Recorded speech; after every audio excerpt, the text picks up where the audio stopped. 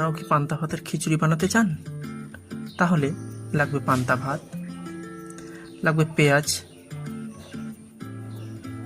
লাগবে ডাল, লঙ্কা, রসুন, আদা। পান্তা ভাতটা জল দিয়ে রাখতে হবে। কড়াই তুলে দিলাম। এরপর দিতে হবে তেল। তেল দেবেন সামান্য পরিমাণে, বেশি একটা দেবেন না। তারপরে দিবেন রসুন কোয়া কয়েকটা। এগুলো ভাজা হয়ে গেলে পরে তেলের মধ্যে দিবেন তেজপাতা। তেজপাতা হয়ে গেলে তারপরে দিবেন শুকনো লঙ্কা। শুকনো লঙ্কা দিয়ে একটু ভেজে নেবেন।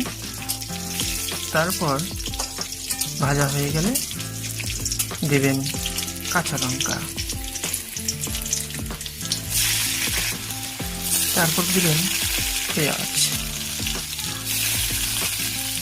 পেঁয়াজ ভাজা হয়ে গেলে তারপর দেবেন আদা বাটা, দিয়ে একটু ঘেটে নেবেন। তারপর দিবেন ডাল, ধুয়ে রাখা ডালটা দিয়ে ভালোভাবে ভেজে নেবেন। এদিক ওদিক ভালো করে ঘাটবেন যেন লেগে না যায়। এবং ডালকে হলদি যতক্ষণ না পর্যন্ত হয় ততক্ষণ ভাজতে হবে। এভাবে এদিক ওদিক নেড়ে ছেড়ে ভাজতে হবে। ভাজা হওয়ার পর দেখবেন যে একটা হলুদ রঙের হয়ে গেছে ডালটা। তারপর দেবেন একটুখানি লবণ দিলে ডাল তাড়াতাড়ি সিদ্ধ হয়, তাই সামান্য পরিমাণে লবণ দেবেন প্রথমে, পরে দেওয়া যাবে, কিন্তু এখন সামান্য পরিমাণে লবণ দিয়ে ভাজুন।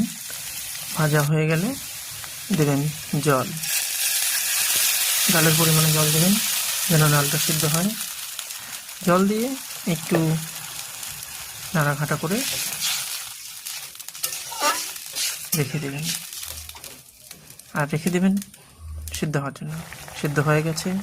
এরপর দেব হলুদ গুঁড়ো পরিমাণ মতো, তারপর দেব ধনে গুঁড়ো, জিরে গুঁড়ো দিয়ে ভালোভাবে নেড়ে চেড়ে দিতে হবে।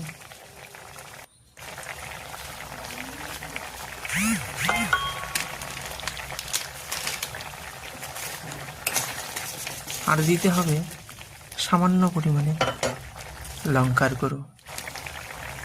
গুঁড়ো দিলে তরকারির